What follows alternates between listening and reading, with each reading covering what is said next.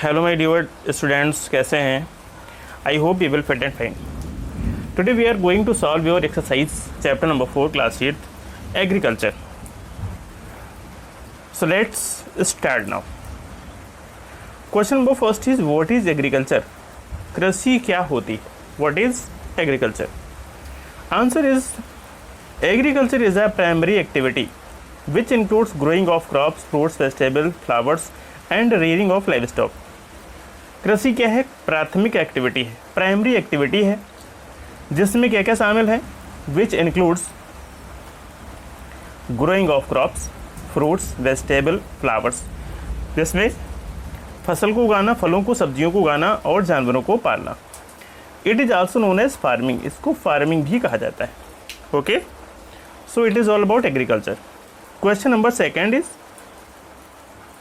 Name the factor influencing agriculture. कौन से कारक हैं जो कृषि को प्रभावित करते हैं? कौन कौन से कारक हैं? Various influences agriculture are. कौन कौन से कारक हैं जो प्रभावित करते हैं? Favourable topography, soil and climate. वहाँ की जलवायु कैसी है, मिट्टी कैसी है, टोपोग्राफी कैसी है.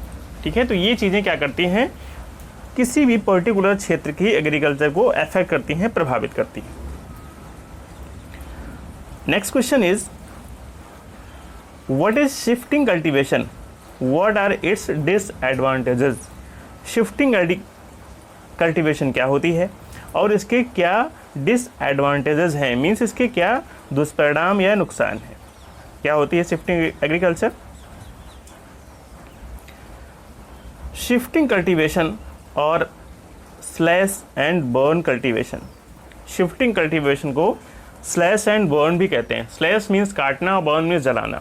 ठीक है, तो इसको स्लैश एंड बर्न कल्टीवेशन भी कहते हैं. Is a type of farming activity. ये एक फार्मिंग एक्टिविटी है विच इन्वॉल्व्स, जिसमें क्या क्या शामिल है? Clearing a plot of land by filling trees. जिसमें किसी एक लैंड के प्लॉट को, पेड़ों को काटा जाता है, उसको साफ किया जाता है. And burning the fail trees. और जो पेड़ उन्होंने काट के गिराए हैं उनको क्या करते हैं?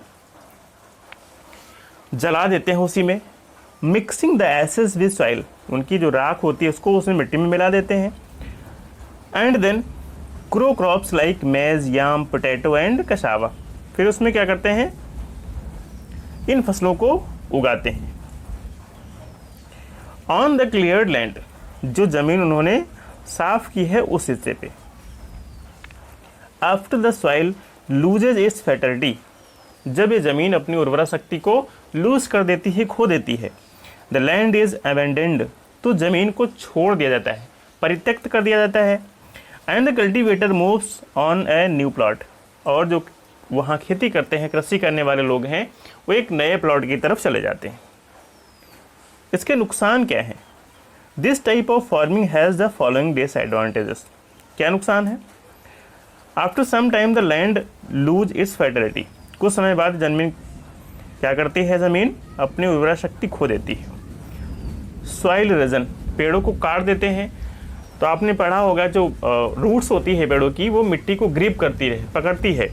तो पेड़ों के कटने से मिट्टी लूज हो जाती है, तो इससे सॉइल इरोजन भी होता है. Small patches of cultivation which insufficient और फीडिंग अ लार्ज पॉपुलेशन. और ऐसा करने से ज़मीन के छोटे छोटे टुकड़े तैयार होते हैं, स्मॉल पैचेज, जिससे लार्ज पॉपुलेशन को फीडिंग करने में परेशानी होती. ठीक है, एक बड़ी आबादी के लिए पर्याप्त मात्रा में वहाँ पे भोजन उपलब्ध नहीं हो पाता है. तो ये इसके डिसएडवांटेजेस हैं. What is plantation agriculture.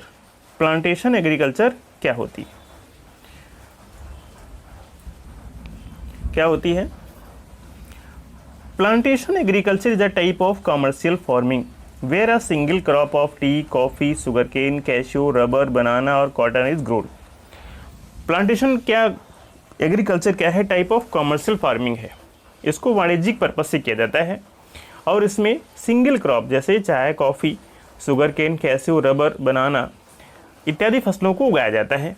Large amount of labour and capital is required in this type of farming. इस प्रकार के फार्मिंग में बहुत बड़ी मात्रा में लेबर और कैपिटल, पैसा चाहिए होता है.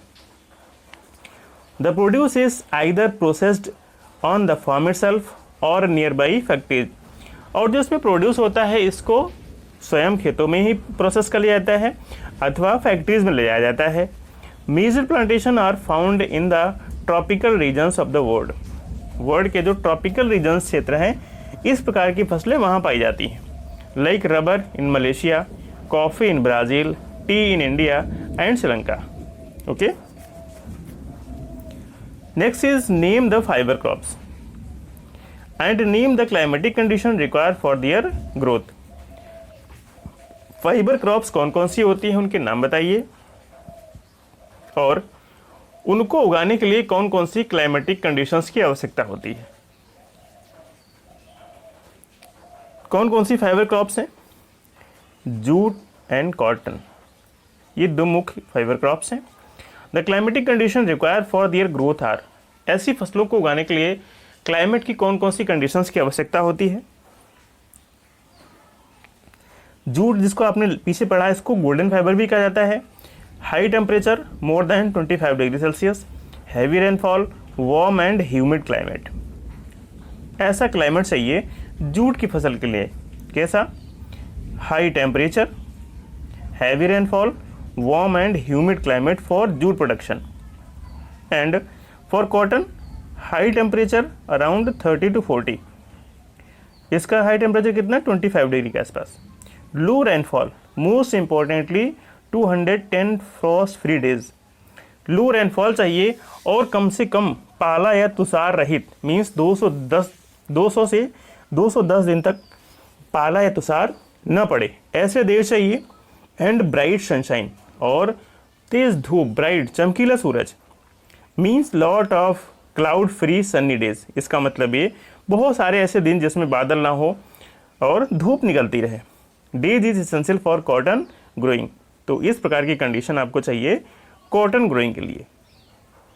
Okay, next is tick the correct answer.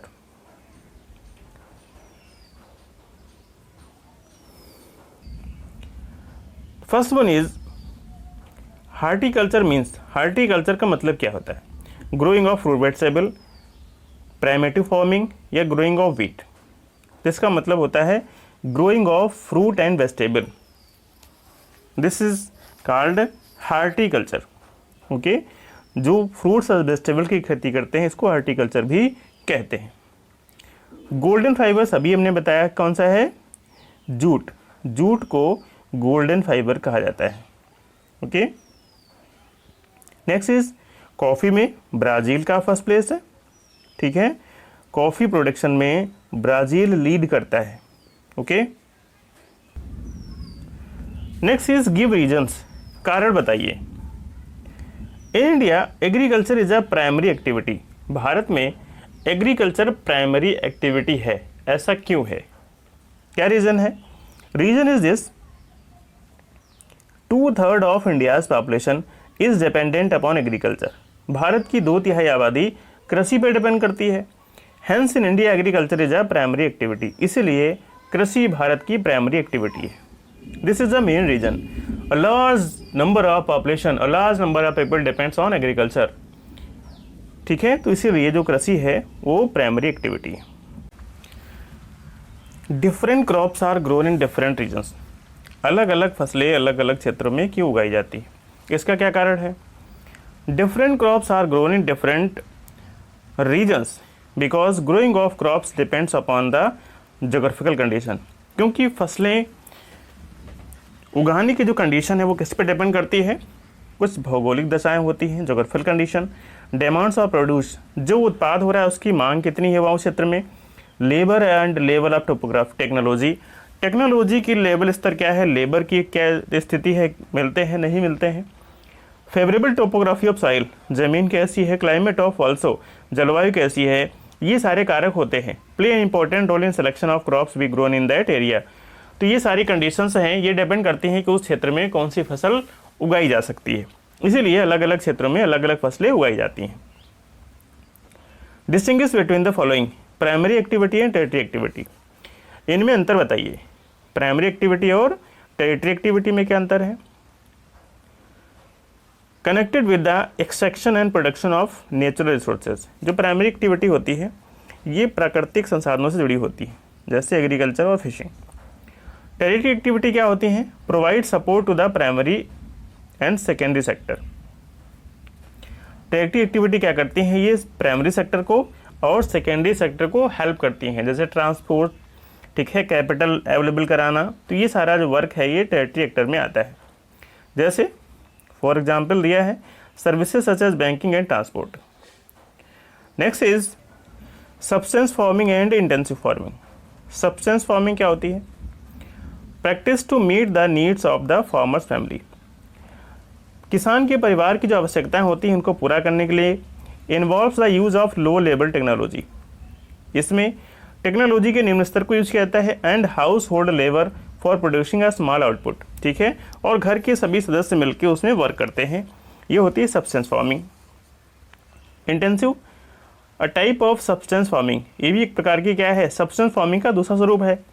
Involves the annual cultivation of a small plots. इसमें एक छोटे से प्लॉट पे पूरे साल कल्टीवेशन की जाती है and land using simple tools and more labours, और इसमें कुछ सिंपल टूल्स यूज जाते हैं और अधिक से अधिक लेबर्स यूज किए जाते हैं। Okay, so it's all about your chapter number 4।